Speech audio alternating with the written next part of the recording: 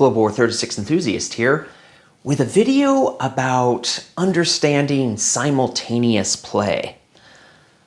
Global War 36 has been set up from the beginning, the version 4 has been set up from the beginning with a vision of being able to play this game in a weekend, 2 days. That's the ideal with experienced players and good leadership. The goal is to play the game in 2 days of gaming.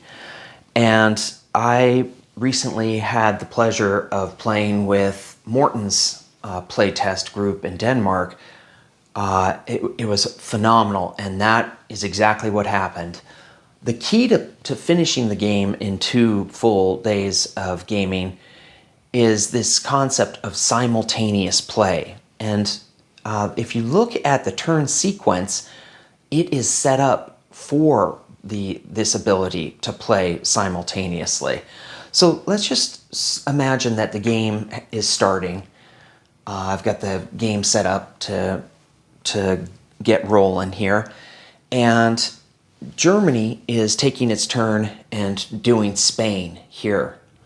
Well, while Germany is doing that, simultaneously, the common turn player should begin performing the CCP's turn here.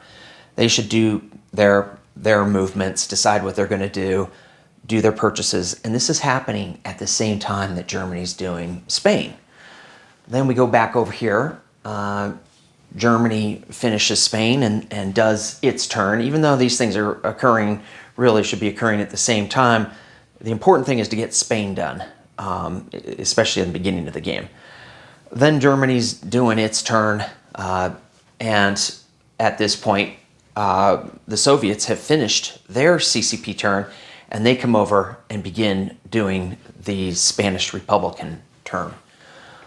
So over here, now Japan, once the CCP is done, now Japan is starting to take its turn while Russia's doing its Spanish turn over there. And once Japan has finished their turn, then they're going to turn it over to the British to begin focusing on things like Anzac and FEC.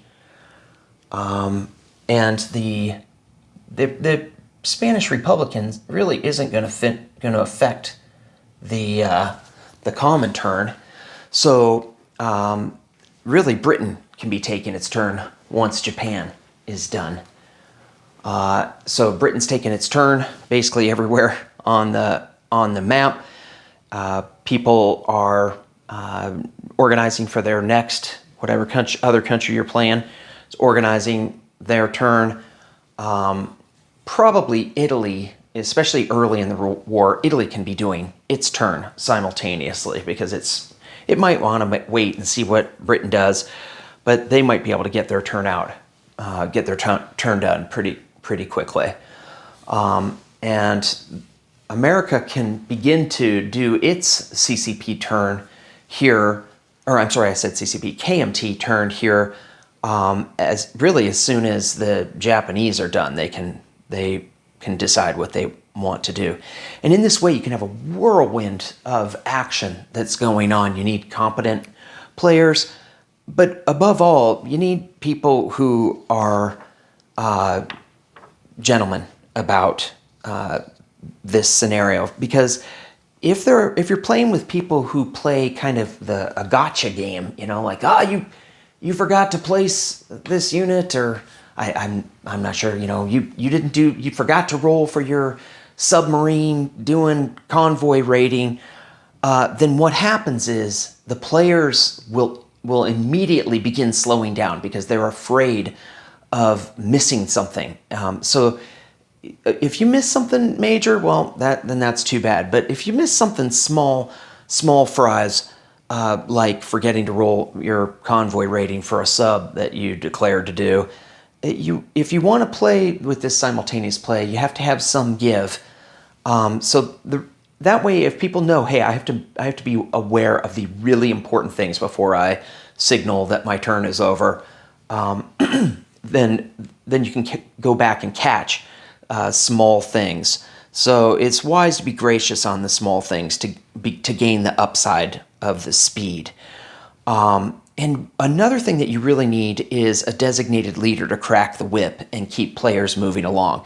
That person should make sure play is proceeding on both sides of the map and nudging players to begin their turn or stop chatting, things like that. So that's kind of how the concept of simultaneous play works. It works well. The turn sequence has been thoughtfully designed. The order of nations has been thoughtfully designed to facilitate this kind of play. So the next time you guys are playing for a weekend, whether it be a tournament or just with a group of friends, give simultaneous play a try.